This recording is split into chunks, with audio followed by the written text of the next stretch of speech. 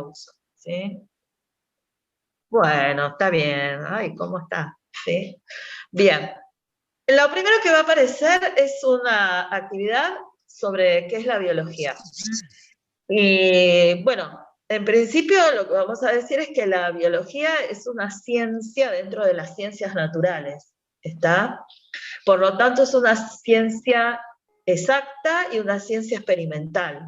Esto quiere decir que para poder comprobar muchas de sus investigaciones requieren de un experimento, de una experiencia de laboratorio. La biología, como su nombre lo dice, es el estudio de los seres vivos, ¿sí? Ahora, uno podría decir que también estudia el entorno donde viven esos seres vivos, esto es el ambiente en el que habitan. Entonces, algunas ramas, por ejemplo, de la biología es la ecología. La ecología es la ciencia que estudia los ecosistemas, ¿sí? Estudia el ambiente y los seres vivos que viven en ese ambiente. ¿Cuáles son sus características particulares? Es una ciencia relativamente nueva comparado con otras ciencias o como la madre de todas las ciencias, que es la filosofía. Ahora, ¿por qué es nueva? Porque tuvieron que haber algunas revoluciones científicas para que hubiera avances. Independientemente de eso, hubo algunos personajes como Aristóteles, que es un personaje de 300 años antes de Cristo, donde ya hablaba, fue el primer naturista, ¿sí? Se dedicó a observar la naturaleza, y ya hablaba él de una escala, por ejemplo, de tratar de agrupar a los seres vivos. Hablaba de una escala, él decía que los seres vivos estaban como en una escalera, ¿sí? Donde en la base de esa escalera estaban las plantas, y la cúspide, o mejor dicho, la cima de esa escalera eran los seres humanos, el hombre. Y en todos los escalones intermedios estaban los perros, los mosquitos, los sapos, ¿sí? Los que no habían llegado a ser hombres, en una escala progresiva de evolución, ¿sí? Bueno, que él pensara esto 300 años de Cristo es como muy revolucionario. En principio, porque ya consideraba a las plantas seres vivos. Cosa que si vos le preguntás a cualquiera que no tenga ningún tipo de conocimiento, hay características que tienen las plantas que te las dejan afuera. Vos preguntarle a un nene si piensa que una planta es un ser vivo, te va a decir que no. Sencillamente porque no se mueve, o mejor dicho, no se traslada. Sin embargo, faltaron muchos siglos y descubrimientos como el microscopio y el descubrimiento de la célula, por ejemplo, para demostrar qué características tenían en común todos los seres vivos para ser seres vivos, ¿sí? Uno es el tener células, ¿sí? Bien, yo les voy a mostrar por acá, que lo tengo por acá. Ahora lo van a ver. Bueno, acá, por ejemplo, ¿sí? Bueno, ahí tienen ustedes una imagen muy sencilla de cómo trabaja un científico, ¿sí? Y cómo trabaja principalmente un biólogo.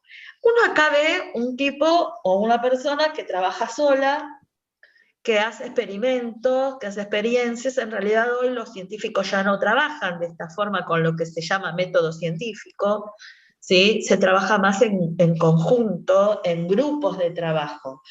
Y mucho de la prueba lo estamos viendo hoy con el tema de la pandemia. El tema de la pandemia es clarísimo de cómo trabajan los científicos hoy. Trabajan a partir de comunicación en grupales, ¿sí? Y esto sí, obviamente que los avances en comunicación sirvieron para avanzar mucho más, hacer mucho más rápido la demostración de las experiencias. ¿Por qué? Porque hay que comunicarlo, hay que informarlo. Lo primero que hace un científico, que no es un tipo que tenga mayor coeficiente intelectual, sino que simplemente es curioso, y yo siempre les digo a mis alumnos que los científicos son curiosos porque se hacen preguntas, pero además se buscan las respuestas a esas preguntas. En realidad, nosotros que no somos científicos, vamos a buscar ya las respuestas que seguramente estén en un libro o estén en internet. El científico lo que hace es preguntarse cosas, observar, plantear una hipótesis sobre eso que se pregunta, es decir, lo que hace es, bueno, esto pasa por tal cosa, hace una experiencia para demostrarlo y entonces obtiene un resultado. Si el resultado es validar su hipótesis, se emite una teoría o una ley. Y si no valida su hipótesis o su pregunta, esa pregunta que se hizo, tendrá que hacer nuevas observaciones. Lo que es seguro que cada una de las cosas que observó, ¿sí?, sean positivas o negativas en su pregunta, la informa, lo deja informado, lo anuncia, ¿sí?, para que el que siga estudiando no arranque de cero. ¿Está? La diferencia entre una teoría y una ley es que las teorías continúan en investigación, las leyes son palabras santas. Entre ellas, por ejemplo, las leyes de la física, ¿sí?, que son parte de las ciencias naturales. La teoría de la evolución, por ejemplo, es una teoría, ¿por qué? Principalmente porque nadie vivió para comentarlas o para verlas, ¿está? Entonces, ante eso, lo único que tenemos son, bueno, supuestos donde hay pruebas, ¿sí?, pero que pueden todavía haber nuevas pruebas o la aparición de nuevas pruebas. Dejo acá de compartir con ustedes, ¿sí? La biología utiliza modelos.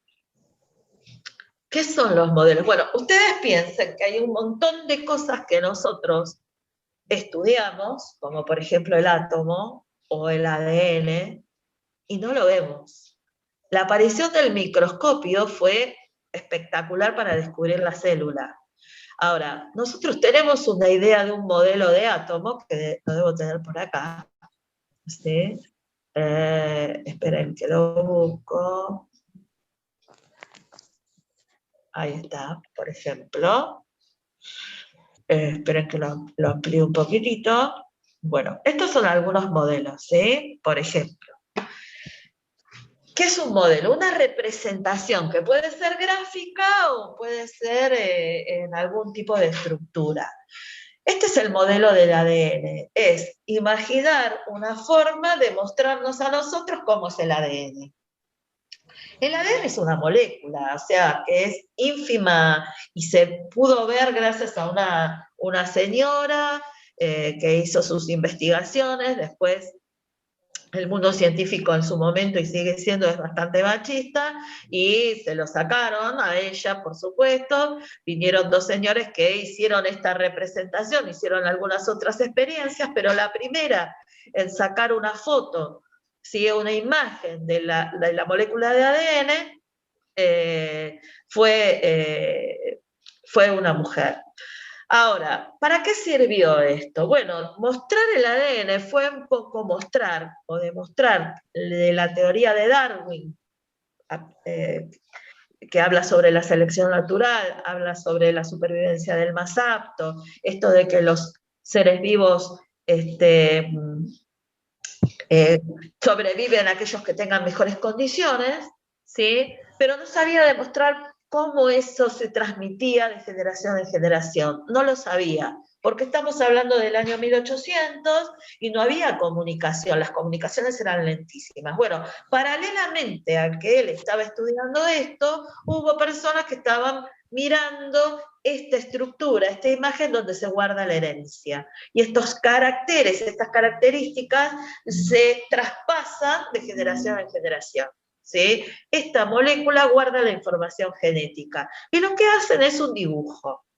Ahora, también hay un modelo que nos muestra a nosotros la evolución, por ejemplo, de la teoría heliocéntrica y geocéntrica. ¿Qué es esto? Bueno, en algún momento Ptolomeo, ¿sí?, determinó que la Tierra era el centro del universo y que todos los astros giraban a su alrededor. ¿Está? Bien. ¿Por qué dice esto? Bueno, porque Ptolomeo estaba sentadito en el año 1400 mirando el cielo y ve, como vemos nosotros, que todo gira. Vos estás parado y todo se mueve a tu alrededor. Le faltaba saber que en realidad lo que gira es la Tierra y no gira, si no giramos nosotros, y que giramos alrededor del Sol. ¿Sí? Y entonces aparece la teoría de Copérnico y un nuevo dibujo, un nuevo modelo, que es el modelo heliocéntrico. El Sol es el centro no del universo, sino del sistema solar. Pero ¿qué pasó? ¿Cuántos años hay de diferencia entre uno y otro? Un montonazo. Hay más de 1000 años de diferencia entre un señor y otro.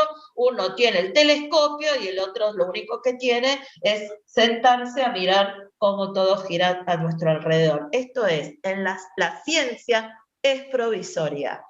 La biología también es parte de ese estado de letargo donde hoy tenemos una idea y la idea cambia en el tiempo cuando aparecen nuevos avances. Hay una de las preguntas que tienen que ver con eso, ¿sí? Justamente.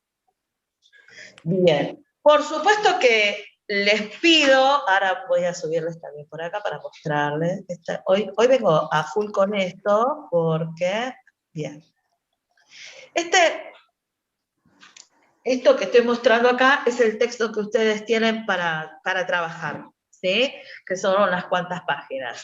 Y entonces ahí más o menos que habla sobre la biología y habla principalmente de, bueno, de cómo trabaja un biólogo que trabaja en el campo muchas veces, ¿sí? Haciendo y recogiendo muestras, pero también lo hace en el laboratorio y prueba de ello hemos tenido nosotros algún que otro premio Nobel, como Bernardo Hussein, ¿sí? Y así como se trabaja también en distintos tipos de investigaciones, ¿sí? Hubo otras neurólogas, por ejemplo, que fueron los descubrimientos, por ejemplo, de las neuronas, ¿sí? Y los grandes avances que hizo Ramón y Cajal, ¿sí? Que era un español. Bueno, van a tener acá para trabajar sobre la actividad que está en el documento. No tienen que hacer las actividades que están en el texto este.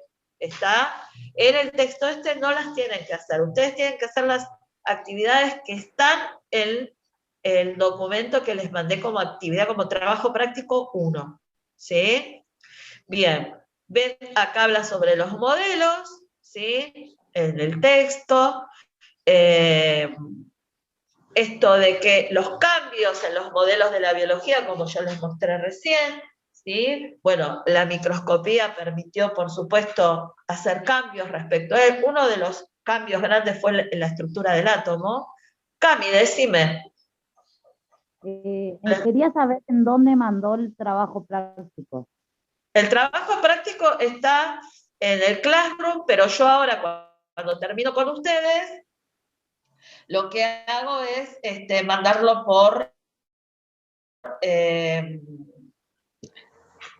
perdóname, mandarlo por WhatsApp, ¿sí?